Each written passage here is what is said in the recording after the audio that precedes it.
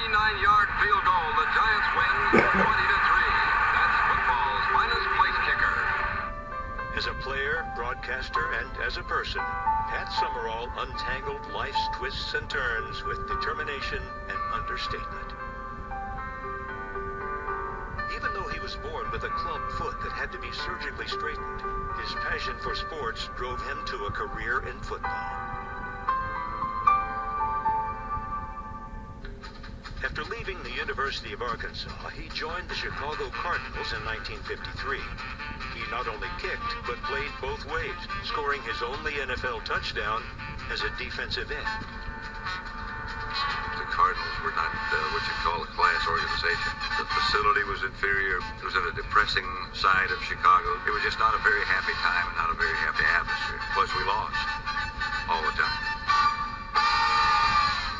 Head coach Joe Steinauer showed his disgust on payday. He'd bring your check to your locker where you were getting ready for practice, and he'd have a little note written on the envelope that the check was in, saying, I always thought you were a gutless son of a bitch. Now, I know it's true. While the Cardinals continued to stumble along, Pat's talent as a kicker caught the eye of the New York Giants in 1958. Going from there to the Giants was like going from the so-called outhouse to the good house. The Giants were on top of the world at that time, and we were a championship team.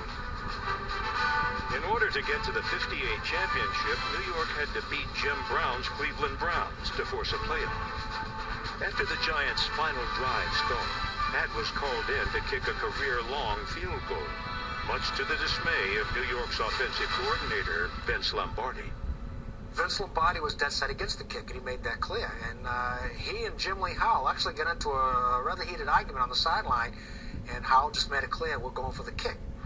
Charlie Connolly was my holder, and when I got in the huddle and bent over, he asked me, what the hell are you doing in here? And that's another good way to build confidence, I guess. I said, they told me to kick it. So he said, you're kidding? I said, no. It's cold, it's dark, it's wet, and the ball is 49 yards out. Summerall kicks.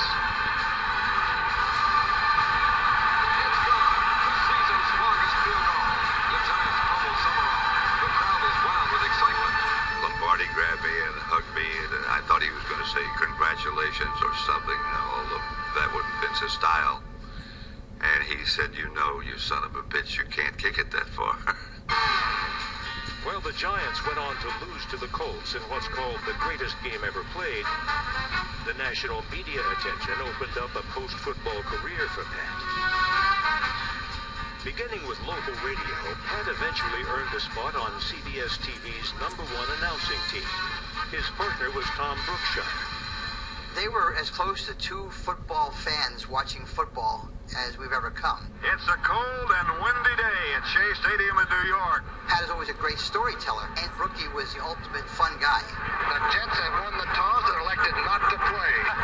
And that brought fun to television. The announcers became such a big part of the story that you were watching because you wanted to be part of what people were talking about.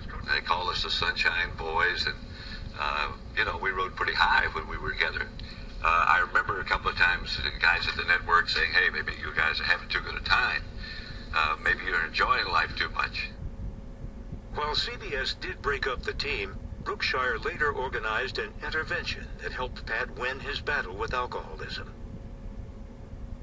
I never had a brother. I was raised by an aunt and uncle. I was almost sent to an orphanage, so I don't know really what brother-brother relationships are like. If I ever had a brother, I'd like him to be like this.